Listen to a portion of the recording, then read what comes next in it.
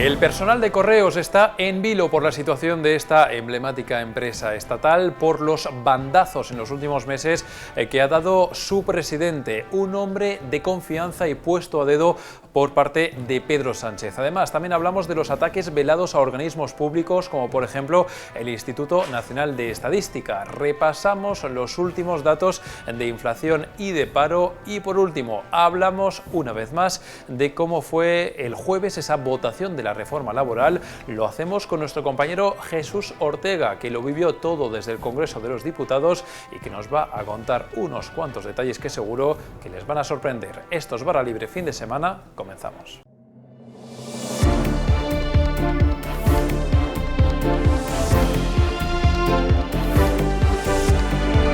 Y comenzamos ya esta edición de Barra Libre de este primer domingo del mes de febrero y lo hacemos hablando de esa preocupación que hay por una de las grandes empresas públicas emblemáticas de nuestro país. Hablamos de Correos y lo hablamos con nuestro compañero, el redactor jefe de Economía, Juan Delgado. ¿Qué tal, Juan? ¿Cómo estás? ¿Qué tal? Muy buenas. A ver, Juan, resulta que desde hace ya bastante tiempo en Correos, los propios trabajadores y en el sector hay mucha preocupación porque ven cómo se van dando bandazos con la empresa desde que está a la cabeza una persona colocada a dedo por parte del gobierno actual. Exactamente, ¿qué es lo que está pasando? Bueno, yo creo que hay que poner en primer lugar en antecedentes a nuestros lectores, recordando que Juan Manuel Serrano es el presidente de Correos desde 2018. Serrano fue el fontanero, entre comillas, de Pedro Sánchez durante más o menos 8 años, fue el que le acompañó durante ese vía crucis que vivió el actual líder socialista hasta que volvió a recuperar el poder del partido. Se podría decir que es algo así como el antecesor de Iván Redondo. Lo que hizo Sánchez cuando llegó al poder es pues, colocarle directamente en Correos, se puede afirmar así, dándole la presidencia de una de las mayores empresas públicas que hay en este país y que tiene una plantilla de 50.000 empleados. Por añadir un dato más, Serrano está ganando un sueldo de casi 200.000 euros. Lo que cuenta nuestra compañera Nerea San Esteban este domingo en Voz Populi es esa serie de decisiones estratégicas controvertidas, esos bandazos que está adoptando Serrano en la presidencia de Correos, que están llevando pues un poco a pique lo que es el negocio de la compañía. Las decisiones estratégicas mantienen en vilo a esta plantilla gigantesca y hay muchos directivos que nos cuentan que Serrano es un presidente que está obsesionado con las campañas de marketing y que está dedicando mucho más esfuerzo a eso, más esfuerzo y más dinero, y menos a lo que debería, es decir, a tomar decisiones para intentar reflotar de alguna manera el negocio tradicional de Correos, que está venido a menos por razones obvias, ¿no? Y intentar abrir nuevas vías de negocio que cuajen, y no lo está consiguiendo hasta ahora. La cuestión es que los resultados de la empresa, ahí están los números, van a peor. Bueno, pues todos los detalles de esta historia que publica nuestra compañera Nerea San Esteban los pueden leer, por supuesto, en Voz Populi, por supuesto, donde también pueden leer la columna tradicional de cada domingo de nuestro compañero Juan, a que hoy pues pones un poquito la lupa en lo que está pasando con algunos organismos públicos que ya hemos contado esta semana, pues el gobierno de forma un poco velada trata de desprestigiarlos, de poner en duda sus datos económicos, como por ejemplo pasa con el Instituto Nacional de Estadística. Esto es un ataque sin precedentes y que hemos visto también por parte de otros organismos afines al propio gobierno. Sí, lo que estamos viviendo, o lo que hemos vivido esta semana, es otro capítulo más en una campaña, podríamos decirlo, una campaña o algo que se parece mucho, una campaña de desprestigio a un organismo como es el INE, pues que es muy prestigioso, que hasta ahora mantenía y mantiene una reputación intachable y de cuyo trabajo dependen decisiones importantísimas, ¿no? Es decir, de las cifras que aporta el INE depende la política económica que marca cada gobierno y cada autonomía, y algunas partidas de gasto importantísimas, como puedan ser la revalorización de las pensiones, que están ligadas al IPC. Lo que ha hecho el gobierno, lo que está haciendo es ir sembrando poco a poco una serie de dudas sobre el trabajo, sobre la labor que está haciendo el INE, y lo ha hecho en el momento en el que lo convenía. Es decir, lo que llama la atención muchísimo es que el gobierno de Sánchez nunca criticó el trabajo del INE y empezó a hacerlo en septiembre del año pasado, es decir, en el momento en el que el INE recortó de forma drástica las previsiones de crecimiento, de PIB del gobierno.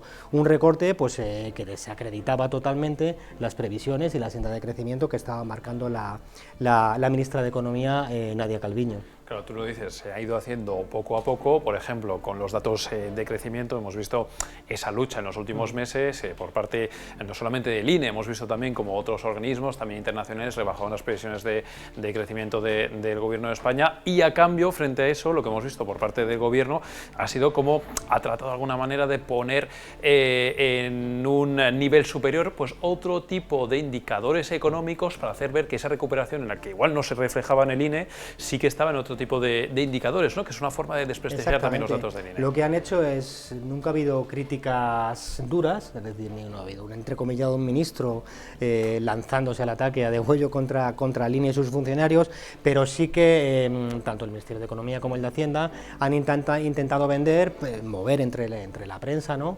En el Parlamento una serie de indicadores de elaboración propia para intentar demostrar que la economía está creciendo más de lo que afirma el INE. Lo que preocupa mucho a los economistas, con los que hemos hablado, a los analistas, a quienes siguen de cerca la evolución de la coyuntura económica, es que el INE no sea el único, ¿no? Es decir, que esa tentación intervencionista se vaya extendiendo poco a poco a otros organismos, y eso entraña un peligro pues muy grande. Es decir, porque al final cuando se va restando, se va dañando la credibilidad de un organismo público, luego es muy difícil recuperarla, ¿no? Que se lo digan, por ejemplo, al CIS, ¿no? Que es el gran ejemplo de una institución que tenía prestigio y que poco a poco ha ido perdiendo credibilidad hasta el punto de, como hemos afirmado aquí en este plató, ya se les llama el CIS de Tezanos, ¿no? Bueno, de hecho, apuntabas tú a los economistas, hay una pieza muy interesante de nuestras compañeras de Beatriz Triguero y Mercedes Serrayer que daban esta semana también las claves de las opiniones de los economistas, ¿no? Diciendo pues que realmente es un peligro importante poner en entredicho los datos por las consecuencias que esto pueda tener y también por ese desprestigio pues, de una institución, un organismo público, pues que al fin y al cabo sirve un poco de faro y de guía para muchas políticas económicas. Bueno, ahí el gran riesgo es que se empiece por uno y se siga por otro, es decir, cuando uno tiene tentaciones intervencionistas, pues al final no puede parar, y ahí tenemos la prueba de que hay una propuesta en la mesa del Congreso, que está refrendada por el PSOE y por Más País, que apuesta por darle una pensada al papel que deben jugar, a la independencia que deben tener otros organismos públicos independientes, como pueden ser la CNMV, la Comisión de Competencia o la Autoridad Fiscal. Es decir, esa tentación intervencionista está ahí, ¿no? De momento, de esa lista de organismos sobre los que se va a repensar su futuro, ¿no? Y su independencia, queda fuera el Banco de España. El Banco de España, que sin lugar a dudas es el gran sueño de cualquier gobierno que tenga esas tentaciones intervencionistas, ¿no? Y que suenan un poquito a partidos antisistema, partidos un poquito extrema derecha, que hasta extrema ahora izquierda. Han logrado mantener esa imagen de organismo totalmente independiente, blindada, pero el riesgo está sobre la mesa, ¿no? Y eso preocupa mucho. Bueno, te quiero preguntar también por un par de datos que hemos conocido esta semana. Uno tiene que ver con la inflación, precisamente uno de los indicadores económicos que más preocupa en estos momentos y que el Banco de España sitúa en el entorno del 4% para este año. Es decir, todavía seguimos con una inflación y un aumento de los precios muy importante, casi al mismo nivel que el año pasado, con lo cual esto evidentemente es una preocupación además para muchos sectores, claro. Para muchos sectores, al final, por desgracia, se va confirmando la tesis más pesimista, es decir, que la inflación se va a alargar muchos más meses de lo que se pensaba. Es verdad que en 2021 muchos economistas y por supuesto el propio gobierno daban por hecho que al final, en el segundo trimestre del año, los precios iban a empezar a relajarse, pero no está siendo así, en parte por lo que está sucediendo en Ucrania, que mantiene elevadísimos la cotización tanto de la electricidad como del gas. Ahí el riesgo, y lo hemos comentado en más de una ocasión, es que esa elevadísima inflación comience a trasladarse poco a poco a los salarios y se forme una especie de círculo vicioso que acabe generando más inflación todavía. Bueno, y luego por último te quiero preguntar por los datos de paro, de afiliación, que también hemos conocido esta semana. Bueno, es tradicional que en el mes de enero es verdad que vayan a peor, hemos visto casi 200.000 afiliaciones menos. Ese dato de empleo que se aleja de la cifra de los 20 millones, están 19,6 personas, y el dato de paro que ya sube hasta 3,2 millones de personas. Esto también se traduce en que los datos de Eurostat muestran como España, y esto tampoco es ninguna novedad, sigue estando a la cola del empleo en la Unión Europea. Seguimos con datos de paro. preocupantes, a pesar de que, no lo olvidemos, venimos de un año récord de creación de empleo en el año 2021. Esto lo que muestra es que todavía falta mucho por hacer. Sí, de entrada hay que recordar que enero es tradicionalmente un mes, no es un buen mes para el mercado laboral, ya que coincide pues el fin de la campaña navideña, ¿no?, que genera muchísimo trabajo pues en sectores como pueden ser el comercio o la hostelería. Dicho esto, es verdad que ha sorprendido esa caída tan fuerte de la ocupación, de casi 200.000 personas, ya que traíamos una inercia muy potente de creación de empleo en los meses anteriores. Esto refrenda un poco la tesis de quienes piensan que va a haber una ralentización progresiva del empleo a lo largo de los próximos meses, es decir, lo que podemos ver probablemente en 2022 es lo contrario de lo que sucedió en 2021, cuando la economía, el crecimiento económico fue perdiendo fuelle lentamente, pero se mantuvo con muchísima fuerza la creación de empleo. Este año puede pasar al contrario, es decir, que el crecimiento económico se pueda mantener a un nivel más o menos aceptable, pero que el empleo comience a retraerse. Bueno, pues estos son los datos y estas son las claves económicas que nos ha dejado esta semana y que hemos analizado con el redactor jefe de Economía, con Juan Delgado, como siempre, con este estilo, en fin, pues tan didáctico que tienes, Juan, y que es que da gusto hablar de economía contigo, que así nos enteramos todos. Eso es lo que intentamos. Así que muchísimas gracias. Gracias a ti. Y seguimos con esta edición de Barra Libre y hablamos de uno de los grandes protagonistas de esta semana y de uno de los momentos sin duda más surrealistas que se han vivido en el Congreso de los Diputados en los últimos tiempos. Hablamos, por supuesto, de esa polémica votación de la reforma laboral que ha dado mucho que hablar y de la que todavía seguro que se hablará muchísimo en las próximas fechas. Jesús Ortega, ¿qué tal? ¿Cómo estás? Hola, ¿qué tal? A ver, Jesús, tú estuviste en primera línea ese día en el Congreso, el jueves pasado. Has tenido mucha información que has publicado estos días y una de ellas tiene que ver con ese gran protagonista que fue y que es Alberto Casero, el diputado del Partido Popular que se equivocó a la hora de votar y que resulta que quiso enmendar ese error acudiendo a toda prisa al Congreso de los Diputados, pero aquí la historia, si ya era rocambolesca, todavía sigue siéndola con estos ingredientes que nos vas a contar ahora. Pues sí, la verdad que lo ponemos en la noticia, ¿no? Lo que mal empieza, mal acaba. La verdad que la semana de Alberto Casero no empezó nada bien. El lunes él empezó a notarse un virus estomacal bastante fuerte y ella notificó tanto a la dirección del grupo parlamentario como a la propia mesa del Congreso que su voto iba a ser telemático. Era el plan establecido y bueno, lo que contamos también es que en los minutos fatídicos que van fatídicos para el Partido Popular, que van desde las 5:15 de la tarde del jueves a las 6 de la tarde, cuando los diputados que no iban a votar de forma presencial lo hacen de forma telemática, Alberto Casero vota y se da cuenta que ese voto que iba a ser contrario a la reforma laboral es favorable. Ya en la misma noche del jueves, cuando el Partido Popular hablaba de fallo informático y demás, es verdad que otras fuentes, incluso del propio grupo parlamentario, nos explicaban que en esa votación era un 2 por 1, por decirlo así. Tenías que votar no, el Partido Popular, los diputados del Partido Popular tenían que votar no al decreto de la reforma laboral y sí a que se tramitara como proyecto de ley. Algunos ya indicaban que por ahí podía haber venido el fallo y efectivamente es lo que se ha confirmado. El Partido Popular ya en las últimas horas habla de un posible fallo humano en vez de informático, y que ahí no está el problema, sino en que pidieron rectificar el voto y no le dejaron. Lo que me preguntaba es qué pasó después. Sí, vamos a ir por partes porque es que aquí hay muchos ingredientes y hay muchos que contar y quiero que lo hablemos un poquito más, pero sobre todo está el momento en el que este diputado se da cuenta de la situación, decide acudir, instado por el propio partido, decide acudir al Congreso de los Diputados para enmendar el error, intenta ir a votar a su escaño como habría hecho de forma normal si no hubiera votado de forma telemática antes. ¿Y entonces qué es lo que pasa? Bueno, él de hecho se da cuenta de este fallo y habla, nos dicen compañeros suyos del grupo parlamentario, con todo el mundo, con la dirección del grupo, con Casado, con García Gea, y lo que le dicen es que vaya corriendo al Congreso, como has comentado, para intentar votar de forma presencial. ¿Por qué el PP quería que Casero votara de forma presencial cuando ya había votado de forma telemática? Bueno, el PP nos recuerdan que en una votación de julio del año pasado, el día de mi cumpleaños, 22 de julio, una diputada de Podemos había solicitado el voto telemático y finalmente ella vota de forma presencial. ¿Por qué? Lo que se cuenta es que se le había olvidado votar de forma telemática, no le daba tiempo a encender el ordenador en su despacho y tal, y entró en el pleno y votó. Eso provocó, cuando se hizo el recuento y demás, que habían ganado 169 a 168 votos, ¿no? Pero bueno, al final la mesa del Congreso se dio cuenta y mandó repetir la votación. Eso es lo que quería hacer el Partido Popular, pero como dices tú, pues no le dejaron. no le dejaron, porque de hecho es que le cerraron las puertas, literalmente. Además, vosotros los periodistas que estabais en el Congreso cubriéndolo, visteis una situación previa a la votación diferente a la que había habido minutos antes con otras votaciones. Efectivamente, hay que recordar que el jueves se votaron muchísimas iniciativas en el Congreso de los Diputados y hubo una primera tanda de votaciones y de resultados en la que los periodistas pudimos estar en el patio del Congreso siguiendo esas votaciones en la pantalla que hay también ahí en una sala contigua.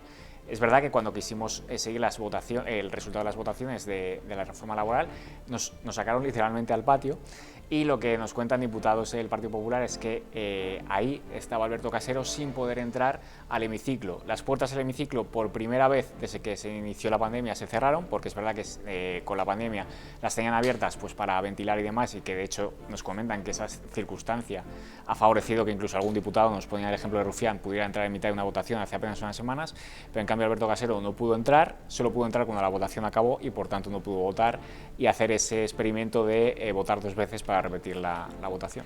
O sea, lo que estamos contando, a ver si me he enterado bien, es, porque esto parece surrealista, que en el momento en el que Alberto Casero trata de volver al Congreso de los Diputados, por primera vez desde el principio de la pandemia, en una votación de este calibre, en lugar de dejar las puertas abiertas, se cierran las puertas de tal forma que Casero no puede entrar. Entonces, eso lo he entendido bien, eso es así, ¿no? Eso es así. Eso es así. Entonces, aquí la pregunta que cabe hacerse es, ¿se cerraron las puertas aposta por parte de quien tenga la potestad de cerrarlas para que no entrara el diputado y no se diera esa circunstancia parecida a la diputada de Unidas Podemos en la cual se tuvo que repetir la votación? ¿O hay otra razón ahí que se nos escapa? A ver, efectivamente, parece que esa es la razón, ¿no? Hay que recordar además que justo antes de la votación también, varios integrantes del Partido Popular, como la portavoz Cuca Gamarra o el secretario general Teodoro García Gea, trataron de impedir la votación o avisar a Meritxell Batet, a la presidenta del Congreso, que esto había pasado. Antes de que se empezara la votación, pues se cerraron las puertas, que es la primera vez que se hace desde el inicio de la pandemia, o sea que sí que parece causa-efecto, la verdad. O sea, entonces estamos diciendo que hubo un diputado que intentó hacer la trampa de emular a la situación de Unidas Podemos y frente a esa trampa le contestan con la otra trampa de cerrarle las puertas. O sea, aquí trampa detrás de trampa para al final tener el resultado que hemos visto. Al final esto es como una partida de cartas, ¿no? Carta puesta a la mesa, carta presa, y es un poco lo que al final pasó y no pudo Alberto Casero votar. Es verdad que pudo entrar justo después de que finalizara la votación. De hecho, ha salido fotos de él en la bancada popular mientras se veía a Cuca Gamarra y Teodoro García Gea protestar desde su escaño. Él sale, de hecho, justo detrás de la portavoz del secretario general. Él sí que es verdad que pudo entrar después de la votación, pero no antes, y por tanto no pudo votar. Bueno, esto es absolutamente rocambolesco. Jesús, yo te hago ahora una serie de preguntitas cortas para ver qué pasó y qué no pasó. Primera pregunta. Alberto Casero, ¿dónde estaba? ¿Estaba en Madrid o estaba en Extremadura, como se llegó a comentar? Incluso algunos líderes del PP lo afirmaron en público. No, estaba en Madrid. Estaba en Madrid. Hay que recordar que la semana pasada ya se sabía que toda esta semana iba a haber plenos martes, miércoles y jueves. Él sí que se desplazó a Madrid, aunque él sabía, por su estado de salud, que no iba a poder votar, y por eso el lunes se pidió el voto telemático, pero él estaba en Madrid. Por eso tardó tan poco en llegar. Vale, segunda pregunta.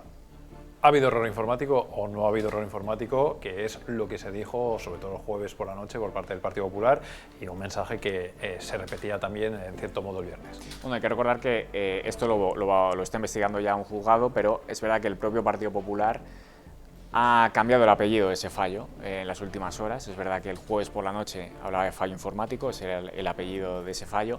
Es verdad que en las últimas horas ha empezado a decir que ese fallo podía haber sido humano.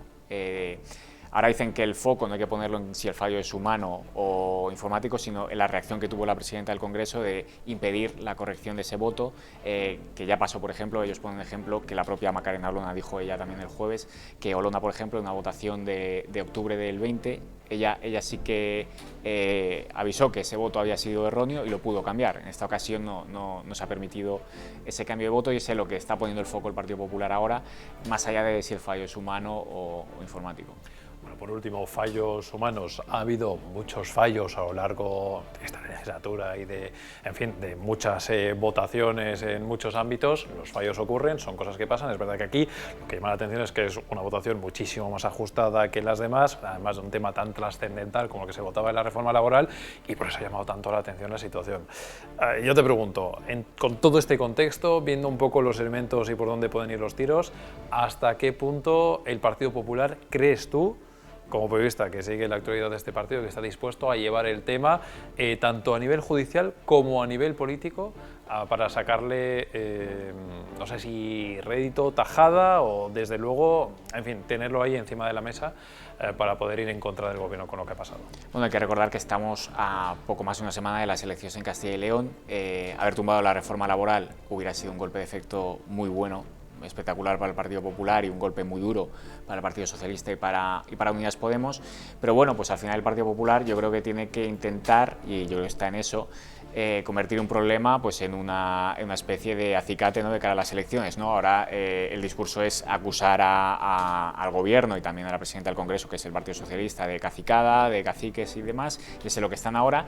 Y en la vía judicial yo creo que sí que van a ir hasta el final, lo están repitiendo, van a llevar el asunto al Tribunal Constitucional. Es verdad que el Tribunal Constitucional ha dado ya bastantes golpes al gobierno en los últimos meses, pues, por ejemplo, con la aprobación de las prórrogas del estado de alarma. El Partido Popular, al menos de cara de puertas para afuera, sí que se muestra optimista de ese posible recurso ante el Tribunal Constitucional de la votación, pero lo cierto es que la reforma laboral ha sido aprobada, está ya en el Boletín Oficial del Estado, y bueno, pues habrá que ver qué pasa luego con la votación. Igual dentro de 6 meses el Tribunal Constitucional nos dice que esa votación no fue buena, pero bueno, el decreto está aprobado y habrá que ver qué pasa. Bueno, última pregunta. Los 2 diputados de UPyN que cambiaron de sentido en el último momento de ese voto y que estuvieron a punto de tumbar la reforma laboral, ¿eso fue decisión propia de los 2 diputados de UPyN? Recordamos que el partido desde Navarra les ha pedido pues que dejen su escaño. ¿Fue decisión propia o el PP medio ahí para que UPyN, o los 2 diputados de UPyN, dieran su vuelta al sentido de su voto? Bueno, nosotros hablamos con Sergio Sayas, uno de los 2 diputados de UPyN, justo después de la votación, en ese mare magnum que se montó en el patio del Congreso, y luego ya de forma un poco más privada, por decirlo así, en la sala de prensa del Congreso, después de que Sayas hiciera unas declaraciones en una televisión. Él nos insistió mucho en que la decisión la tomaron tanto él como García Danero el miércoles por la tarde, cuando se enteraron también por la prensa de la decisión por parte de la dirección del partido en Navarra, y que fue ahí cuando decidieron votar en contra, saltándose esa instrucción del partido, y insisten mucho también en que no avisaron ni advirtieron al Partido Popular de ese cambio de voto. Bueno, y última pregunta, y ya te dejo marchar y despedimos este programa de Barra Libre. ¿Habéis vivido alguna noche tan tan surrealista en el Congreso de los Diputados como la del jueves pasado? Yo, de hecho, los compañeros que estamos ahí en prensa decíamos otro día histórico, bueno, porque hemos vivido, nunca se había, por ejemplo, aprobado una moción de censura como la de 2018, yo, por ejemplo, estuve en la proclamación de Felipe VI allá por 2014, o sea, sí, hemos vivido días históricos, pero como decía también el compañero Javier Portillo, tan histriónico como el que vivimos el jueves, jamás lo habíamos vivido, la verdad que no. Bueno, pues ya lo ven, una votación que es historia de nuestra democracia, historia no sabemos si de la buena, pero desde luego sí que ha sido histórica y seguro que lo recordaremos durante mucho tiempo, y lo recordarán sobre todo los periodistas que como Jesús Ortega la pudieron cubrir in situ y vieron en primera persona qué es lo que pasó aquel jueves 3 de febrero, 3 de febrero. Bien, pues lo marcamos esa fecha en rojo en el calendario y seguro que lo recordaremos. Jesús Ortega, muchísimas gracias por contarnos con todo detalle la información y cómo viviste aquella situación. Un placer, la verdad. Muchas gracias.